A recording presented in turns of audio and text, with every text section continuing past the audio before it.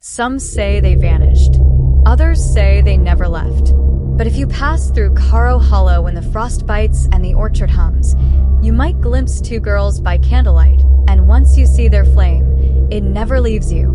In the dying light of autumn 1861, beneath a harvest moon swollen with silent omens, Miriam Candle was seen for the final time. She crossed the old footbridge at Caro Hollow, a lantern cradled in both hands, its flame flickering against the coming chill.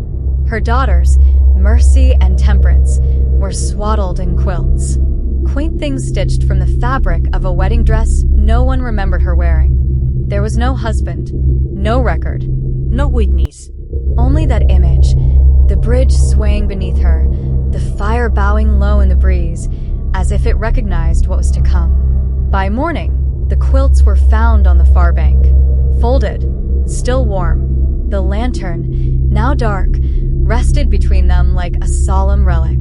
No one ever found Miriam again. But hours later, from the edge of the trees, the Candle sisters returned.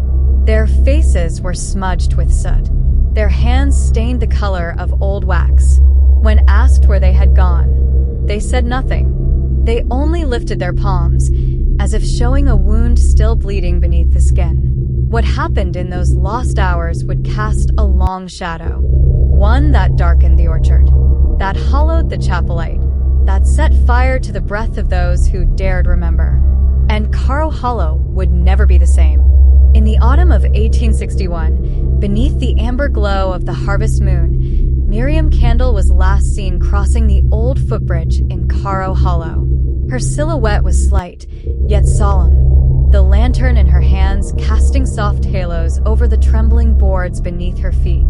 Wrapped tightly in patchwork quilts stitched from her wedding dress were her two daughters, Mercy and Temperance, small and silent as bundled ghosts. No marriage was ever recorded. No husband remembered. Only Miriam and the bridge and the soft hush of the river below. By morning, the lantern lay cold between two neatly folded quilts, still warm to the touch. Miriam was gone. From the tree line, the girls emerged, faces smeared with soot, hands stained the color of tallow. When asked where they had gone, they offered no answer, only raised their palms, as if revealing wounds too fresh for language. No cry, no plea.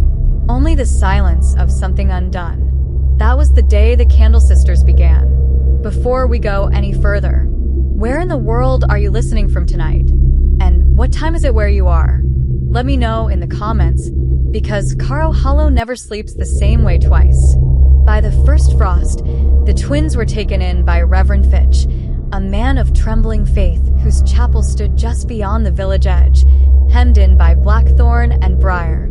He claimed the girls spoke seldom, and when they did, their voices rose in unison, perfectly matched, as though drawn from a single, unseen throat. Their presence did not fill the house, it hollowed it. At night, Fitch heard them pass his door barefoot, their steps so soft they seemed to slide between the cracks in the floor.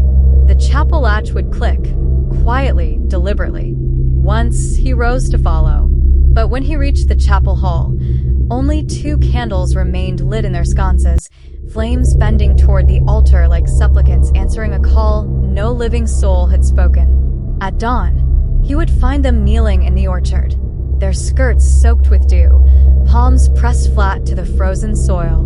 He dared not interrupt. Their stillness bore the weight of something sacred, or cursed. Soon, the villagers whispered. They said the sisters were vessels, not girls. That Miriam had been seen since, drifting through the woods in a gown of smoke, her face a flickering hollow. They claimed the rectory windows burned red at night, the sisters inside with candles that gave off no smoke and consumed no wick. The air, by dawn, would taste of singed wool and sorrow. Even Fitch began to believe that his guests were not merely surviving winter, but becoming part of something it had buried long ago. It began with the candles. They were not the kind sold at the mercantile, nor those used in the chapel's rites. These burned strange. Their flame curled inward, small and white and silent, and yet they cast a shadow too long for their villagers peered through the chapel windows, they saw them lit at odd hours. At dusk, when no service called, or near midnight, when even the owls had stilled. And always, always, the sisters stood before them, heads bowed as if in prayer, eyes fixed not on flame, but beyond it. The Reverend claimed not to light them, claimed he found the wicks already smoldering, claimed the air held a scent of beeswax and blood. One morning, the chapel pews were dusted in ash, though no fire had touched the altar. The hymnals were damp. Melted tallow shaped itself into symbols on the stone floor. Circles within circles, unreadable yet familiar in some aching part of the soul. The sisters said nothing. A traveling seamstress brought mended linens to the rectory and found the girls sitting in perfect stillness on the hearth. Between them stood a single candle, flames swaying without draught. The seamstress asked a question. Just a kind one, a polite one. And the younger girl turned, her lips moving without sound. The candle sputtered. The air shifted. The seamstress left her basket and fled, never to return. Others, too, began seeing things. Candles in barn lofts, in fields, in cradles, and in dreams, where their glow was blue and cold. It was the orchard that began to speak next. Not with voices, no, but with something deeper, older. The land around Caro Hollow had always carried a kind of hush, as though even birds knew better than to sing too loud. But after the sisters returned, the hush became something else. A pressure. A low hum that settled behind the teeth, in the bones, especially beneath the apple trees. Children claimed to hear it best. A vibration beneath their feet when they ran through the orchard, like voices humming just under the frostbitten soil. One boy said it was music, funeral music, he thought, though no one had died. Not yet. The twins began visiting the orchard nightly, always barefoot, even as snow fell. Neighbors watched them from upstairs windows, the girls gliding between tree trunks, each holding a candle that never dripped. The wax glowed faintly gold. Their dresses, always white, always clean, too clean. On the 12th night of frost, a farmer saw them from afar. They weren't alone. A third figure knelt between them, face obscured, head bowed low, as though listening. The sisters stood in silent vigil, and when the figure finally looked up, he saw nothing but dark, seeping hollows where eyes should be. He never told anyone but his wife, not with words. He simply began to sleep with the lamp burning, and in the spring, he left Caro Hollow without a word, abandoning his land to rot. And still the orchard hummed, still the candles glowed, still the sisters walked. As Lent approached, Caro Hollow began to unravel, not with screams or fire, but with whispers, faint as thread through cloth, yet sharper than frostbite. They crept through the walls of the rectory, through the cellar doors, into the rafters of barns. They spoke in an older dialect. Some said Latin. Others swore it was something older still, a tongue forgotten before the Bible had breath. The sisters remained silent, but the whispers followed wherever they went. During a candlelit sermon, the Reverend paused mid-verse. He heard the voice of his late mother, dead 10 years, calling his name from the front pew. When he blinked, the Candle sisters were watching him. Only them. Only ever them. Heads tilted, eyes wide, as if they, too, were waiting for an answer he hadn't given. Others heard things too. The midwife's son whispered riddles in sleep that led to nothing but torn tree roots. The blacksmith wept openly at the sight of bees. And a widow claimed her husband returned to sit at the foot of her bed, silent and smoking. Then the bells began to ring at midnight. The chapel bells, rusted and long untouched, rang themselves 3 times. Always 3. On Ash Wednesday, the Reverend sealed the chapel doors, said it was for repairs. But villagers saw the twins inside that very night, moving slowly down the nave, each holding a candle as though it were a child. The doors had been nailed shut from the outside. So, how had they gotten in? And what had followed them? Spring brought no thaw, only fire. It began with the birds, Flocks of crows circled the rectory every dusk, always 3 times, then scattered into the orchard.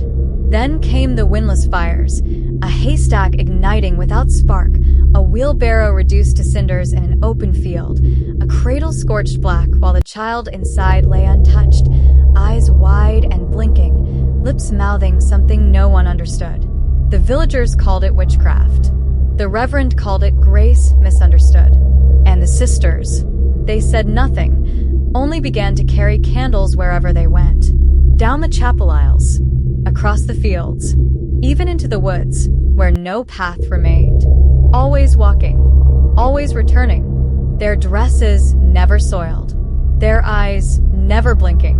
One night, smoke rose from the church, but no fire could be found.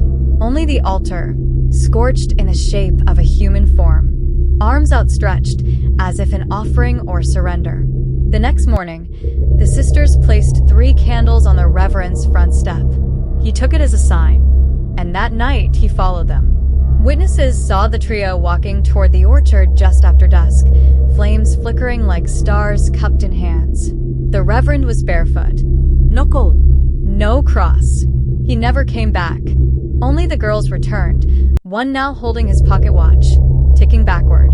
From then on, no one rang the chapel bells. But sometimes on windless nights, the trees chimed like metal. And far off in the dark, something answered. The figure returned with a thaw.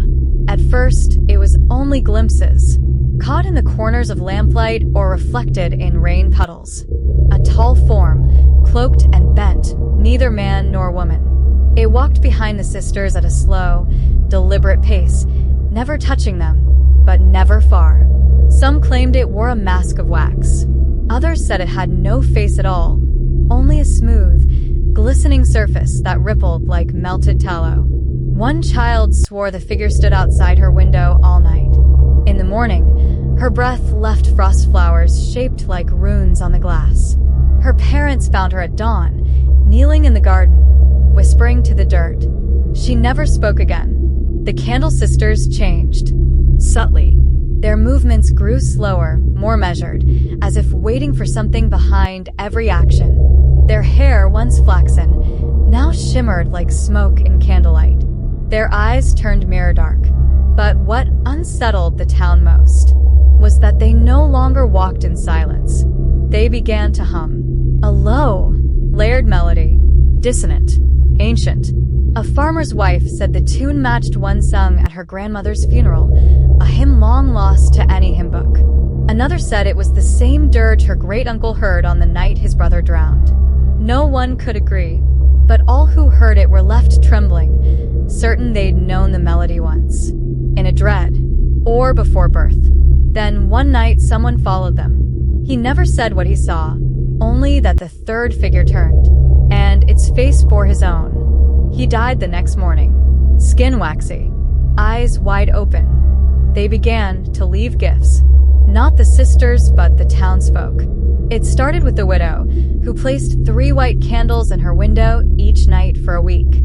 On the 7th night, she claimed to see her late husband pass by the porch. Just a flicker, but real. Enough. She swore she heard him breathe her name. Then came the blacksmith, who carved wax effigies of his sons, all lost to war. He left them by the orchard's edge. In the morning, the wax was gone, but his dog, long lame, ran again. He told no one, just nodded when asked.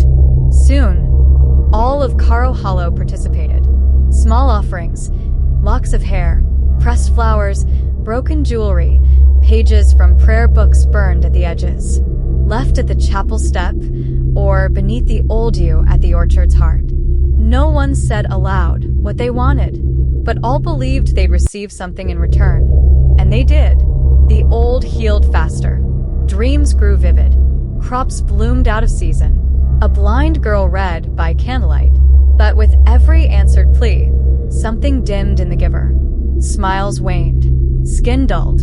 Eyes grew foggy, as if each miracle took a toll, exacted in quiet shadows. And the sisters? They never accepted the offerings directly. They only passed by them, candles in hand, nodding once, just once before moving on.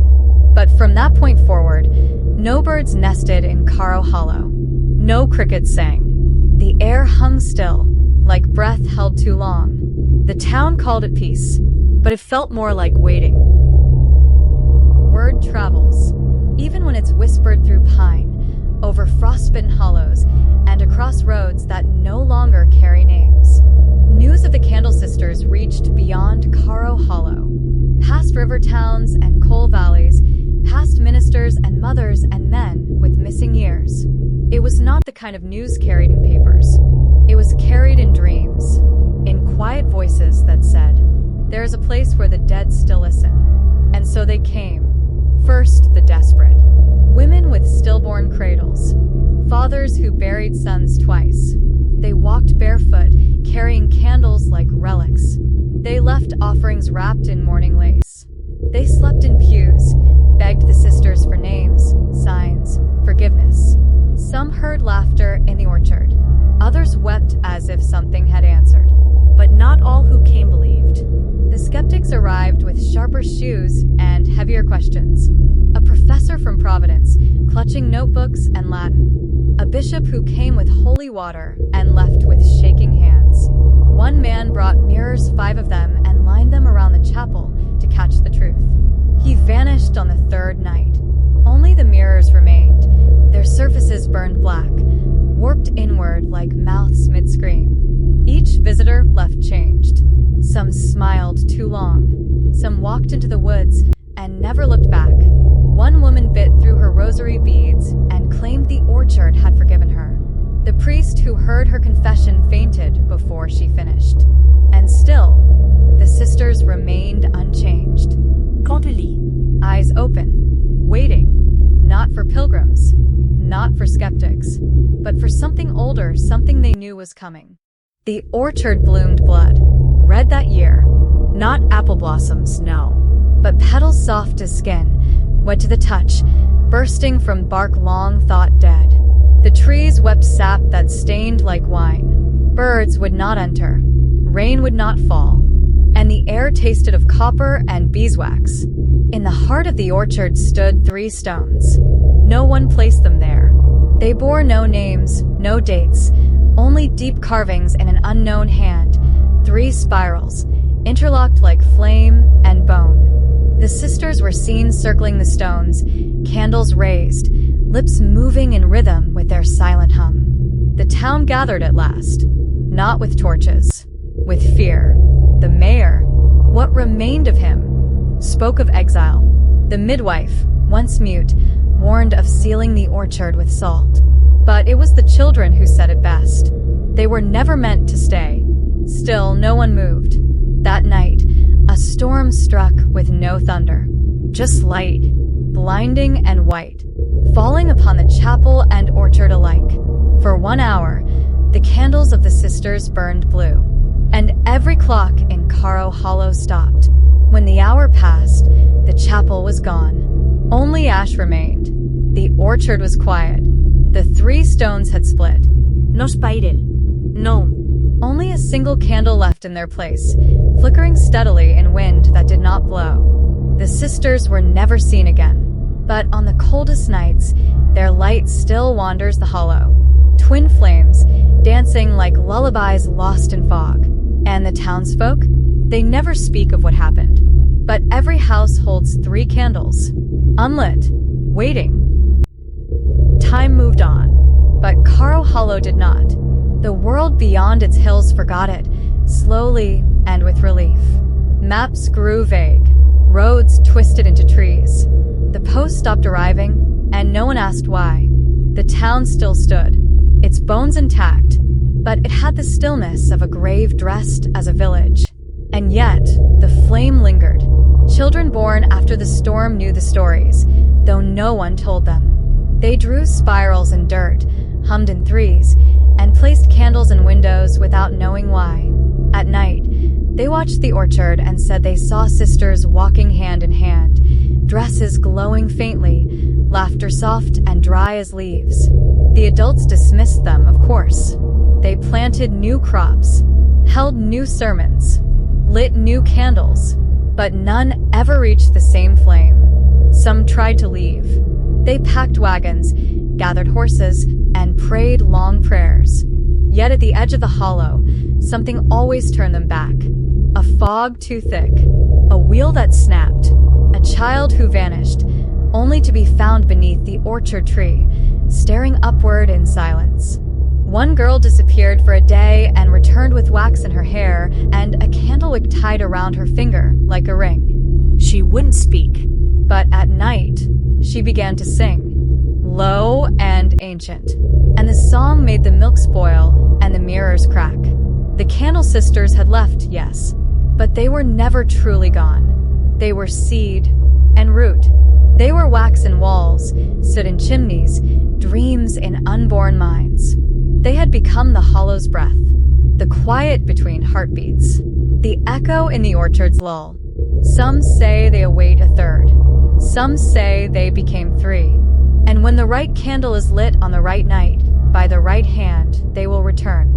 Not in fire, but in memory. Not with words, but with the silence that follows. And so, even now, in the deep folds of Caro Hollow, when winter clutches too long and the light bends oddly in glass, the townsfolk pause. They listen, because they know the flame still waits, and the sisters remember. If ever you cross the orchard path and feel a sudden warmth kiss your cheek, do not look back, for the Candle sisters do not seek company. They seek witness, and once you have seen them, something ancient takes root, a light you did not ask for, that will never leave you cold. If the shadows stirred something in you, if the flicker of forgotten candles called your name, then let us not part in silence. Subscribe to Historical Hauntings, where every week we breathe life into the dead and give voice to the vanished. Like this tale? Leave a mark below, a comment, a candle, a memory. And if you dare, share it. For some stories were never meant to stay buried. Until the next haunting, keep your flame lit.